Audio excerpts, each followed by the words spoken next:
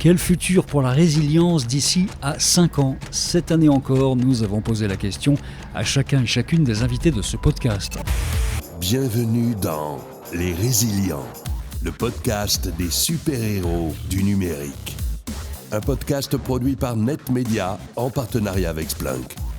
Splunk aide les organisations à être plus résilientes grâce à sa plateforme unifiée de sécurité et d'observabilité. Sans surprise, l'IA est toujours au cœur des prospectives de nos experts, mais dans une dimension plus ancrée dans la réalité, plus pragmatique. Il nous parle également d'énergie, le secteur technologique, mais aussi de l'ardeur et de la puissance réglementaire dont les humains devront user pour lutter contre les cybermenaces qui pèsent sur nos systèmes et nos modes de vie. Objectif 5 ans donc. Commençons par faire tourner le chronomètre. À mon niveau, je trouve que 5 ans, c'est un temps très long en fait. Johan Bozil, Chief Security Officer de Lookup Space. Quand je regarde un peu dans le rétroviseur et je regarde ce que j'ai fait sur les 10 dernières années et comment a évolué notre métier de CISO par exemple, je trouve que ça va extrêmement vite. Et donc, je trouverais très présomptueux de ma part de me projeter. La seule tendance que je vois à mon niveau, je dirais que c'est l'aide via les nouvelles technos en fait. Je trouve qu'aujourd'hui, on a vraiment des outils qui permettent d'avoir une visibilité très forte de ce qui se passe, de comprendre ce qui se passe. Et je pense que c'est vraiment le secret pour les CISO, typiquement, d'avoir une visibilité totale et absolue de ce qui se passe sur son réseau. Et tous ces outils aidés nous permettent quand même d'être plus forts et de mieux comprendre. Et je pense que c'est ça le futur de la résilience. Les nouvelles technologies, et l'IA en particulier, pourraient donc nous aider à passer le cap des enjeux qui nous attendent. Je vois avec un essor encore plus fort de l'IA, effectivement, sur un ensemble de critères, notamment la génération des approches proactives et automatisées, donc vraiment l'automatisation à travers l'IA. Stanislas de Gorianov, CTO de C1. Il y a des systèmes aujourd'hui, par exemple, alors, qui sont une fois de plus pour le bien et le mal en même temps, de campagnes d'appel pour pouvoir aller démarcher automatiquement des services, ou pouvoir répondre automatiquement sur des supports, ce genre de choses-là. Donc je pense que ça va prendre encore plus d'essor dans cet aspect-là, mais également l'augmentation en fait des sujets de l'intégration de la sécurité dans les technologies, puisque plus on est connecté et plus on est vulnérable. Donc clairement, ces deux-là vont vraiment évoluer très fortement. Sécurité et résilience, nous voici au cœur du sujet de ce podcast. L'IA, oui, pour garantir les deux, mais peut-être dirigée à la baguette. C'est de la prospective quand même si c'est que 5 ans. À l'ère de l'IA, la résilience, c'est quelque chose qui va devoir s'envisager de manière orchestrée, automatisée. Anthony Di Prima, RSSI industriel du groupe Orano. C'est mon avis, c'est-à-dire anticiper les menaces, avoir des réponses automatisées à base d'IA, et de même manière sur la partie reconstruction.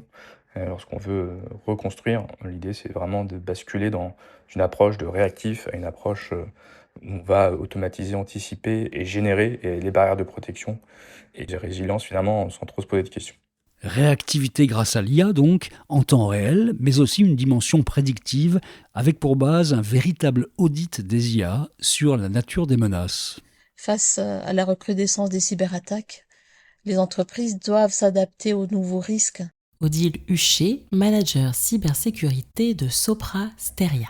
Et la résilience prendra de nouvelles dimensions, donc face notamment aux évolutions de l'intelligence artificielle, l'analyse profonde des attaques, mais également, je pense aussi la détection des vulnérabilités en temps réel.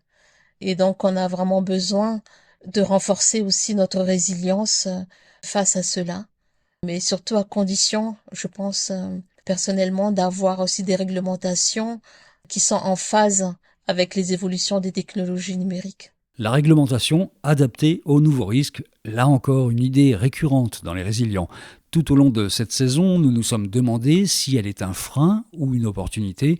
Ce qui est sûr, c'est qu'elle est désormais très présente dans le quotidien des entreprises. Alors, au risque de déplaire à certains, je pense qu'il va y avoir beaucoup de paperasse et beaucoup d'exigences légales et réglementaires. Julien Levrard, CISO d'OVH Cloud. Là, on a une avalanche de textes au niveau européen, au niveau local et même sectoriel dans chaque secteur d'activité qui visent à contraindre et normaliser les pratiques en termes de sécurité. Alors, Évidemment, personne n'aime la paperasse. Faire de la compliance, remplir des fichiers Excel, ça fait plaisir à personne. Et il y a peut-être des gens qui aiment, mais en tout cas, en général, c'est pas une source de plénitude et de satisfaction. Mais par contre, si on regarde un petit peu plus loin, il faut voir ça comme un symptôme, ou un effet de bord plutôt, de quelque chose qui va dans le bon sens. Ça montre que l'informatique, les systèmes d'information, l'IT, est en train de se professionnaliser dans la durée. Un peu ce qui s'est passé avec le bâtiment il y a une centaine d'années, où on a défini des normes de construction, des pratiques professionnelles, ou avec la voiture, avec l'automobile il y a 50 ans. Je pense que là, on est dans cette phase des systèmes d'information où on est en train de définir les pratiques standards du marché pour pouvoir construire la société de demain sur un socle qui soit commun, connu, maîtrisé et de confiance pour tous les citoyens. Et du coup, oui, il faut passer par la phase paperasse, mais on va s'habituer. Pragmatisme, on vous disait. D'autant qu'en matière de régulation, de nouveaux sujets vont bientôt pousser la porte. Aujourd'hui, le débat est beaucoup monopolisé par l'IA, mais on oublie un peu qu'il y a l'informatique quantique. Claude Carvalho, directeur des systèmes d'information et de la transformation de Galian SMA BTP. Ce que je vois, c'est que l'informatique quantique va beaucoup bouger les lignes en termes de sécurité informatique, notamment grâce à la puissance de calcul qui va être démultipliée.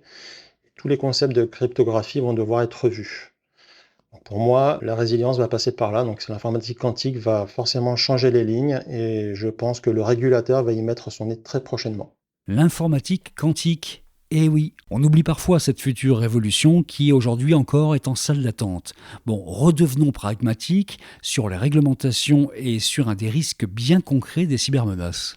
On va déjà faire avec les textes qu'on a, il faudrait déjà que tout le monde s'y mette. Marc-Antoine Ledieu, avocat expert en cybersécurité, RSSI légal. La vraie crainte, c'est l'ANSSI qui le dit, la terreur aujourd'hui, c'est le big one. C'est-à-dire à un moment, le réseau électrique qui s'arrête, quoi. Où l'eau est infectée sur la moitié de la France. Ça, c'est la terreur actuellement. Donc, si on ne commence pas à s'y mettre vraiment maintenant et qu'on le fait pas de manière... il faut le faire de manière vraiment structurée, il va y avoir à un moment un pays, une région, une ville, je sais pas, qui va se retrouver devant un énorme problème. Et là, ça va plus faire rigoler personne. Mais ce sera trop tard. Pas trop envie de rire, c'est vrai. D'autant que si le prochain témoignage revient sur le thème de l'énergie, c'est avec une dose certaine de réalisme, on dira, entre confiance et inquiétude. Je ne voudrais pas me paraître trop pessimiste, mais c'est connu qu'aujourd'hui nous connaissons des bouleversements démographiques, climatiques, technologiques, géopolitiques assez importants, d'ailleurs tous liés entre eux. Stanislas de Crevoisier, responsable de domaine SI de GRDF. Et donc, il est malheureusement vraisemblable que le besoin de résilience soit de plus en plus prégnant dans les années qui viennent. Et il y a même les anglo-saxons qui ont inventé un acronyme, c'est VUCA, pour décrire le monde actuel, qui signifie volatile, incertain, complexe et ambigu. Voilà, tout ça, ça fait rêver. Et peut-être ce que je dirais, c'est que ce besoin de résilience, il est vrai pour les individus tout autant que pour les systèmes comme les réseaux énergétiques ou autres. On a vu donc que pour ces systèmes énergétiques, il faut que le maillage soit le plus fin et le plus redondant possible. Et en fait, une réflexion que je me suis faite il n'y a pas longtemps, c'est que c'est la même chose pour nous humains, pour être résilients. Et que plus nous aurons des relations fortes et solides et durables sur les différents cercles familiaux, amicaux, professionnels, nous-mêmes également saurons faire face aux secousses qui ne vont pas manquer d'arriver malheureusement. Entre réalisme et pessimisme, la frontière est donc parfois assez fine. Terminons ce tour des horizons prospectifs de nos invités de la saison par une vision collective des enjeux à affronter dans les 5 ans à venir. Alors sur les prochaines années, je pense que la résilience va plutôt se porter sur une résilience à l'échelle. Francis Berger, RSSI de SNCF Connect and Tech. Aujourd'hui, chaque entreprise travaille sa résilience, d'abord sur les sujets techniques. Dans les prochaines années, nous allons devoir travailler au sein d'un écosystème et travailler la résilience à l'échelle, c'est-à-dire trouver les bonnes manières de fonctionner pour créer les cercles de confiance et pouvoir faire face à ce type d'attaque de manière commune et en équipe. Le message est clair, écosystémons donc à tout va pour une résilience commune. Voilà, c'était le désormais traditionnel numéro spécial 5 ans du podcast Les Résilients, le podcast des super-héros du numérique, un podcast produit par Splunk by Cisco, la plateforme qui renforce la résilience de votre organisation. Nous espérons qu'il aura su inspirer vos propres idées de résilience. C'était donc le dernier épisode de cette 2e saison et comme l'année dernière, nous vous proposons de télécharger gratuitement une BD qui reprend les histoires de résilience d'Audrey Williard, Senior Content Marketing Manager chez Splunk by Cisco, ainsi que les prospectives à 5 ans de nos super-héros, celles que vous venez d'écouter dans ce numéro spécial. Vous trouverez le lien de téléchargement en description. On se retrouvera donc en septembre pour la 3e saison. D'ici là, les versions intégrales des interviews de toutes les personnalités présentes dans cet épisode sont bien sûr à retrouver sur les principales plateformes de podcast. Pour être sûr de ne rien rater de la suite, abonnez-vous sur la plateforme de votre choix et profitez-en au passage pour nous mettre des étoiles. Bel été à tous, on se retrouve à la rentrée. Retrouvez l'ensemble des épisodes de Les Résilients sur toutes vos plateformes de podcast préférées. Et pour plus d'histoires d'organisations résilientes, rendez-vous sur le site de Splunk, SPLUNK. À bientôt.